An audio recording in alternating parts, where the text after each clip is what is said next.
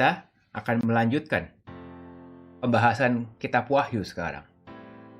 Kita sekarang sampai ke Wahyu pasal 7. Pasal ini menyatakan umat Tuhan yang dewasa. Mari kita lihat. Ini adalah bagian dari peristiwa deskripsi. Apa sih peristiwa deskripsi? Peristiwa yang memberikan gambaran, memberikan penjelasan tambahan. Gak ikut kronologis keadaan yang ada, tapi memberikan penekanan dan tambahan penjelasan. Itu namanya peristiwa deskripsi. Bisa di dalam kronologis, bisa di luar, tapi dia memberi tambahan penjelasan. Hal ini mengenai umat Tuhan. Jadi mari kita lihat. Kemudian, daripada itu, aku melihat 4 malaikat berdiri pada keempat penjuru bumi. Mereka menahan 4 angin bumi, 4 lambang bumi. Makanya waktu ngomong bumi banyak angka 4-nya. Dari keempat mata angin. Nah, menahan angin bicara supaya jangan ada perubahan dulu. Supaya jangan ada angin bertiup di darat, di laut. Itu bilang supaya jangan ada perubahan terlebih dahulu. Dan aku melihat seorang malaikat lain muncul. Dari tempat matahari terbit, ia membawa meterai Allah yang hidup. Katanya jangan merusakkan bumi, laut, pohon sebelum memeteraikan hamba-hamba Allah pada dahi mereka. Meterai pada dahi, tanda pada dahi itu bukan secara fisik. Tapi tanda pada dahi itu melambangkan kepemilikan. Melambangkan kepunyaan Tuhan. Sehingga orang tahu ini milik siapa. Tanda zaman dulu tuh begitu. Ya kalau sampai ada yang mengganggu dengan tanda itu, dia mengganggu pemiliknya. Yeskiel 9 pun menyatakan umat Tuhan diberi tanda pada dahi mereka. Itu menyatakan kepemilikan. Juga menyatakan perlindungan. Karena kita milik Tuhan, kita dilindungi dong. Itu artinya. Jadi bukan literal secara fisik ada di dahi tanda, bukan. Hanya tanda melambangkan kepunyaan Tuhan. Kita umat kepunyaan Tuhan. Dan aku mendengar jumlah mereka yang dimeteraikan 144.000 dari semua suku keturunan Israel. Nah ini menjadi simbolik yang banyak perdebatan. Apa artinya 144.000 orang? Angka ini saya percaya bukan angka literal.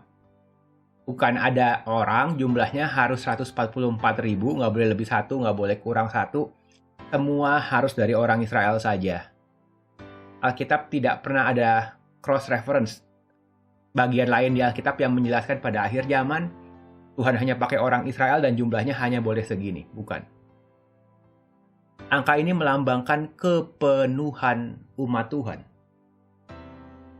144 itu dari 12 kali 12. Itu sekedar melambangkan kepenuhan umat Tuhan. Simbolik lainnya yang melambangkan kepenuhan umat Tuhan. Dari 12 suku Israel dengan 12 murid Yesus melambangkan kepenuhan umat Tuhan. Kalau 0 yaitu melambangkan jumlah yang banyak gitu aja. Lalu contoh ya. Di Wahyu pasal 21 ukuran tembok nanti ya juga 144. Itu bukan sekedar literal, itu simbolik menyatakan umat Tuhan. Jadi sekali lagi, angka ini menyatakan kepenuhan atau kesempurnaan umat Tuhan. Kalau pengalian di Alkitab contohnya 70 kali 7, nah itu sekedar melambangkan penekanan. 7 kan angka sempurna. Jadi itu bukan jumlah literal, itu sekedar simbolik. Tapi oke, mari kita lihat sekarang, kita mulai bahas sedikit lebih dalam. Di Wahyu pasal 7, disebutkan seluruh suku Israel, kecuali suku Dan. Ini tabelnya, dari 12 suku awal, sampai suku yang mengalami perubahan, pergeseran karena suku Lewi dikuduskan untuk ibadah. Suku Yusuf mendapat 2 bagian. Tapi menariknya, di Wahyu waktu dibilang 12 suku Israel, suku Dan tidak ada. Karena suku Dan, suku yang paling utara di kerajaan Israel, itu suku yang berdosa dengan penyembahan berhala. Dan mereka tidak bertobat sampai ke akhirnya suku Dan dimusnahkan. Kenapa di Wahyu pasal 7 suku Dan tidak ada? Menurut saya, karena memang 144.000 orang melambangkan kepenuhan umat Tuhan atau umat Tuhan yang dewasa. Sehingga menyatakan suku yang tidak mengikut Tuhan, yang menyembah berhala, nggak bisa masuk di hitungan bilangan orang-orang yang menyembah Tuhan. Jadi sekali lagi, 144.000 orang melambangkan kepenuhan umat Tuhan. Umat Tuhan yang dewasa, umat Tuhan yang utuh, yang mengikut Tuhan. Saya masih mau bahas ini.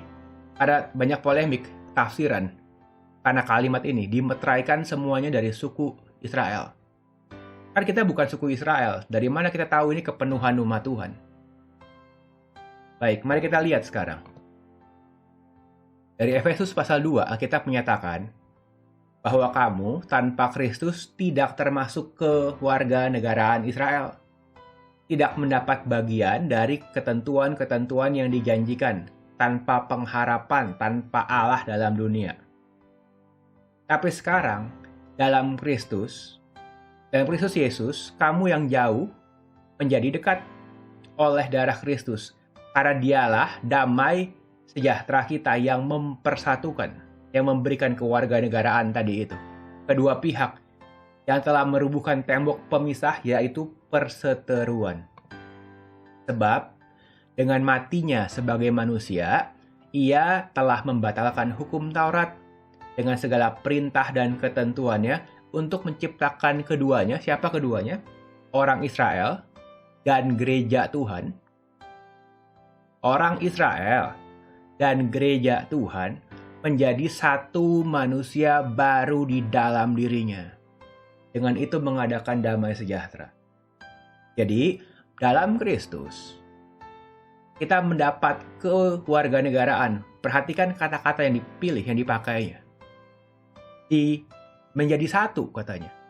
Untuk apa? Menjadi satu manusia baru dalam Tuhan. Sehingga kepenuhan umat Tuhan adalah umat Israel yang menerima Tuhan, dan umat Tuhan dari berbagai bangsa. Semuanya bergabung menjadi satu manusia baru dalam Tuhan. Penggabungan Israel dengan gereja. Dan untuk memperdamaikan keduanya dalam satu tubuh dengan Allah oleh salib. Dengan melenyapkan perseteruan pada salib itu. Jadi itu cukup jelas. Tapi lebih lanjut, Roma 11. Beberapa cabang telah dipatahkan, dan kamu, orang-orang di luar Israel, gereja Tuhan dari berbagai bangsa, sebagai tunas liar telah dicangkokkan. Di antaranya, turut mendapat bagian dalam akar pohon zaitun. Artinya bangsa-bangsa dicangkokkan, digabungkan menjadi satu pohon. Itu poinnya.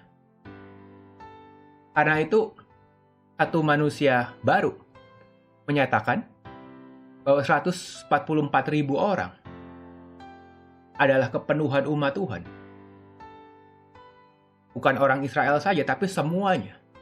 Dan Wahyu pasal 7 langsung gambarannya berubah. Ayat 9, kemudian aku melihat kumpulan besar orang banyak dari segala bangsa, suku, kaum, dan bahasa. Berdiri di hadapan tahta dan di hadapan anak domba. Ini gambaran yang sama, 144.000 orang, kepenuhan umat Tuhan yang dewasa. Yang penuh dari berbagai suku, kaum, bangsa menjadi satu manusia baru dalam Tuhan. Dan inilah isi dari gulungan kitab. Apa itu gulungan kitab? Kepemilikan Tuhan. Tuhan telah menebus apa? Orang-orang, bangsa, suku, kaum, bahasa. Ini orang-orang yang ditebus Tuhan. Secara lengkap, secara utuh, ini 144.000 orang simboliknya. Semua dari orang Israel menyatakan ini. Bukan orang Israel aja, tapi satu manusia baru dalam Tuhan. Dan semua orang ini, umat Tuhan yang utuh, dengan suara nyaring berseru, keselamatan bagi Allah kami yang duduk di atas tahta dan bagi anak domba. Orang dari tua-tua itu berkata kepadaku, siapa mereka yang memakai jubah putih itu? Ya, mereka orang-orang yang keluar dari kesusahan besar. Ada hari kesusahan besar. Lah, bagaimana mereka bisa keluar dari kesusahan besar? Ya, karena di awal Wahyu pasal 7 dijelaskan, karena Tuhan memeteraikan miliknya.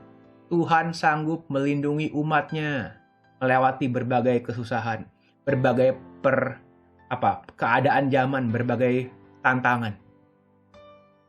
Dan mereka telah mencuci jubah mereka, membuat putih dalam darah anak domba, melambangkan penebusan.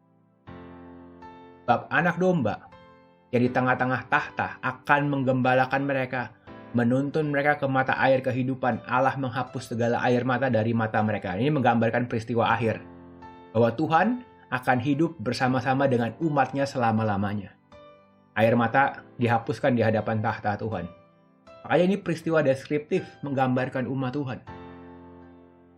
Umat yang Tuhan meteraikan, yang akan dilindungi, yang akan hidup selama-lamanya bersama dengan Tuhan. Makanya 144.000 orang dan deskripsi yang ada di Wahyu pasal 7 melambangkan kepenuhan, kegenapan umat Tuhan. Israel dan gereja menjadi satu manusia baru di hadapan Tuhan, menjadi umat Tuhan yang lengkap, yang dewasa. Kita akan lanjut untuk membahas semua hal ini, kita akan memperdalam lagi di bagian-bagian selanjutnya. Karena Tuhan bertahta di atas berbagai keadaan. Tuhan sanggup melindungi umatnya. Haleluya.